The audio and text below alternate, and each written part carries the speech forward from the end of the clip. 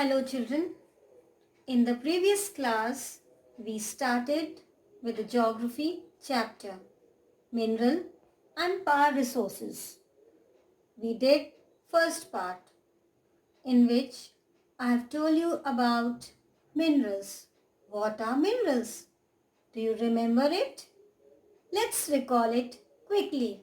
Minerals are naturally occurring substance with specific chemical composition. Those are known as minerals. Then we discussed about different types of minerals, metallic minerals, non-metallic minerals, and we discussed so many examples. I hope children, you all are still remembering it. Then we studied the extraction of minerals. How are they extracted? They are extracted by the process mining, drilling and quarrying. And we studied in detail about all these things. What are all these things and how with the help of these the minerals are mined. Children, you have to continuously read the chapter, then only the explanation will be quite clear to you. Today, we will start with the second part of the chapter, mineral and power resources. In this, we are going to study the distribution of minerals in various parts of our country, as well as we are going to study about the chemical composition of certain minerals. Then we are going to study the uses of minerals. And we are all very aware that these minerals, once exhausted, they are not easily recovered. They are not easily found. So, finally, we are also going to study today conservation of minerals. Why? It is very necessary to conserve mineral resources and to use it properly and in a suitable manner so that it can also be used in future by the coming generation. So let's roll on to our explanation. So children, last we did was types of mining, and one is open cast mining and the other is shaft mining. Open cast mining means minerals when they are found at shallow depths, they are taken out by removing the surface layer is called open cast mining, and shaft mining means when the minerals they are found at a greater depths and shafts are made to reach the mineral deposits. So, this is the main difference between open cast mining and shaft mining. Now, switching on to our next topic, distribution of mineral resources. As I have told you children, minerals they are not distributed equally in all over the country, or we can say they are not even distributed equally all around the world. There is unequal distribution of mineral resources. The most common mineral resource is iron. Children, I hope everybody is very much familiar with iron. The nails, the L-drops of the doors, they are all made up of iron. And iron is the most commonest and most widely used metal. It is used to make steel, and which in turn is the basis of all sorts of machinery. In every machinery steel is used. Then it is also used in making agricultural implements, transport equipment and even items of daily use. Then comes gold. I know children, everybody is having gold at their homes. Their mamas, they are very fond of gold. And children, you know, it is a very precious metal. It is used in making jewelry. And do you know, children, it is also a standard medium of foreign exchange. With this, the foreign currency, the foreign exchange can also be done. And the international monetary system is backed by gold itself.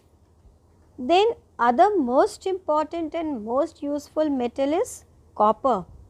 It is basically used in electrical industries to make electric wires and appliances, and because of its high conductivity, it is used to make alloys like brass, bronze, silver, etc. So, children, there are many more minerals, but these are the most popularly used minerals. Then, what about mineral resources of India? Children, you know that India is richly endowed with mineral resources, which means that India is full of mineral resources, and they provide these mineral resources, they provide a strong base, which means that it is a strong base for industries. And the distribution of mineral resources, as I have told you, is uneven in India. What does it mean when I say distribution is uneven in India, children? It means that there are some places where lot of mineral resources are found. On the other hand, there are few places where the mineral resources are nil.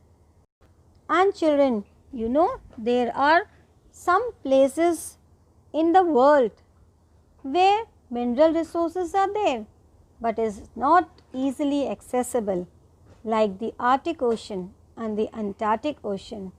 Though the mineral resources are there in these places, but still the people and the other resources cannot reach over there for the extraction of minerals.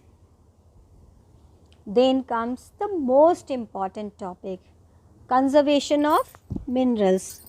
Why conservation of minerals is important, children? As you all know that once exhausted, they are not found easily, and there are some minerals once exhausted, they are exhausted or finished forever.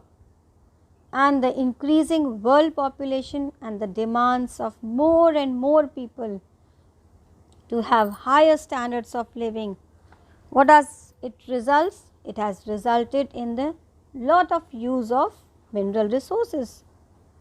As we all are very much familiar, children, minerals, they are non-renewable, which means once consumed, they are completely exhausted and cannot be regenerated soon. And the ways in which minerals can be conserved are, how we can conserve these mineral resources? First, by recycling. Children, what does recycle means? Yes, recycle means using the same thing again and again. That is the meaning of recycling. Many metals like iron, gold, silver and aluminium, once discarded, they can be reused by recycling. So, these are the few minerals. Once they are used, they can be recycled and can be reused again. Then another point is avoiding wastage. We should avoid wasting of these minerals. We should use these minerals in the quantity in which it is required. Efficient methods of mining and smelting can avoid wastage of minerals. While using them, we should also take care not to waste these mineral resources, these minerals. Then substitutes, which means that if there is some other alternative to these minerals or to any of the minerals, if it is possible to use the alternatives, we should better go for alternatives rather than completely exhausting any of the minerals. alternatives to minerals like biodegradable plastic, wood and other substitutes should be more widely used. So, these are the three basic points, children, in which the conservation of minerals can be done, and we should all remember this, that the conservation of minerals is very important. Why it is important? Because we are very familiar that once exhausted, they are exhausted for forever, and if it is going to finish in future, what our coming generation will use it. So, it will become very difficult for the coming generation to survive without these minerals. So, it has become very important to preserve, to conserve these mineral resources. Now come uses of minerals. Many of the minerals, children, we use every day, which is found all around us. So, it is just the few points which is given over here. Minerals, they are used in many industries. They are also used for gems, which are very hard. Copper is another metal used in everything from coins to pipes. Then silicon, it is used in the computer industries, is obtained from the quartz. Then aluminium, obtained from its ore bauxite, used in its automobile, airplanes, etc. Children, there are many other uses of minerals. It is just the 5 points which I have shown you over here, which I have told you over here. You can go through the chapter and write and understand and even study many more uses of minerals.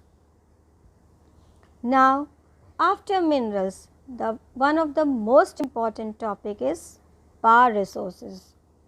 Power resources are those resources which are used to generate power or energy.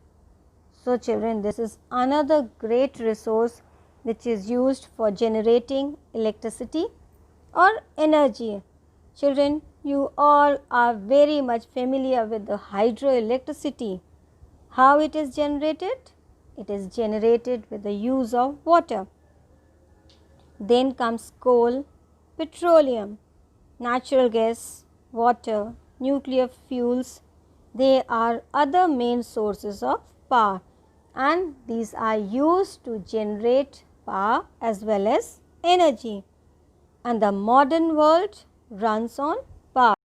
So, this you all are very much familiar that the modern world is based on power resources, power energy.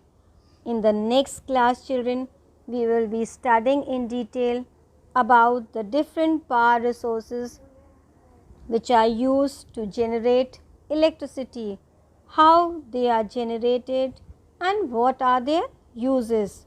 Till then, you go through the chapter, try to read the chapter, understand the explanation and even mark the points why mineral resources are important to conserve, the uses of mineral resources and everything about mineral resources. So, that's all for today, children. Thank you. Have a good day.